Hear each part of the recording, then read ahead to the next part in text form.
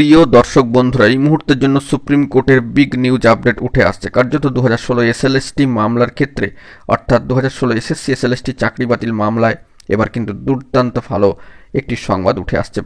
বলা যেতে পারে এটি একটি ঐতিহাসিক পদক্ষেপ এবং যে বিষয়টি আপনাদেরকে জানিয়েছিলাম গত কয়েকদিন আগে সেটি 100% কিন্তু মিলে গেল।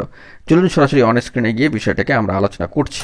বন্ধুরা, আমরা চলে এসেছি একেবারে সর্বোচ্চ ন্যায়ালয় সুপ্রিম কোর্টের অফিসিয়াল সাইট এবং সেখান থেকে কেসের যে স্ট্যাটাস 2016 এসএসসি এসএলএসটি চাকরি বাতিল মামলায় কার্যত আপনাদের সামনে কিন্তু বিষয়টি রয়েছে। এবং এই যে মামলার ক্ষেত্রে যে কথাটি জানিয়েছিলাম আর একবার উল্লেখ করি যে মামলা to be taken up to PM, দেখুন সেটাই কিন্তু হুবহু 100% মিলে গেল।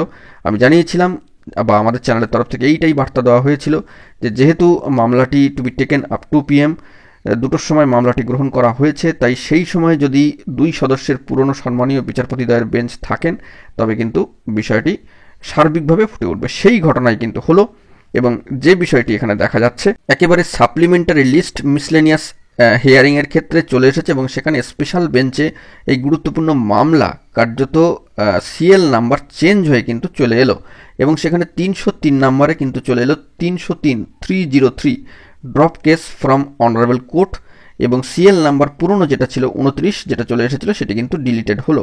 এবং এখানে লক্ষ্য করে দেখুন সেই পুরনো বেঞ্চ অনারেবল জাস্টিস সম্মানীয় প্রধান বিচারপতি মহাশয় এবং অনারেবল জাস্টিস সঞ্জয় কুমার মহাশয়ের বেঞ্চে এই গুরুত্বপূর্ণ মামলা স্পেশাল বেঞ্চে দুপুর 2টোর সময় কিন্তু উঠতে চলেছে। তাই ড্রপ কেস এই সিএল নাম্বার চেঞ্জ হলো 303। এক্ষেত্রে আর কোনো দুশ্চিন্তার জায়গা নেই, কনফার্ম কিন্তু এই মামলার ক্ষেত্রে হিয়ারিং হবে সেটি কার্যত নিশ্চিত হলো এবং পূর্বের যে সিএল নাম্বার ছিল সেটি কিন্তু ডিলিটেড হয়ে গেল। আশা করি বিষয়টা আপনারা বুঝতে পারছেন। তো যে খবরটা জানিয়েছিলাম সেটি কিন্তু মিলে গেল। এবার চলে আসছি কজ লিস্ট, দেখতে পাচ্ছেন সেই কজ লিস্ট। দেখুন এখানেও কিন্তু সিএল নাম্বার সেই 303 অর্থাৎ মিসলেনিয়াস হিয়ারিং এর ক্ষেত্রে সাপ্লিমেন্টারি যে কজ লিস্ট চলে এসেছে 27 তারিখের জন্য দুপুর 2টোর সময় এই মামলা গ্রহণ করা হয়েছে। The state of West Bengal versus Baishakhi Bhattacharya Chatterjee and others, অত্যন্ত গুরুত্বপূর্ণ মামলা। ডিসপোজাল আর final disposal at admission stage civil কেসেসের মধ্যে মামলা কিন্তু রয়েছে।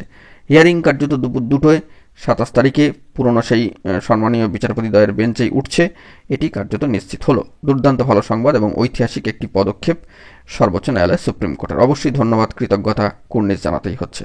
এখন এটুকুই, সকলে ভালো থাকবেন, চ্যানেলটিকে সাবস্ক্রাইব করে সঙ্গে থাকবেন। ধন্যবাদ।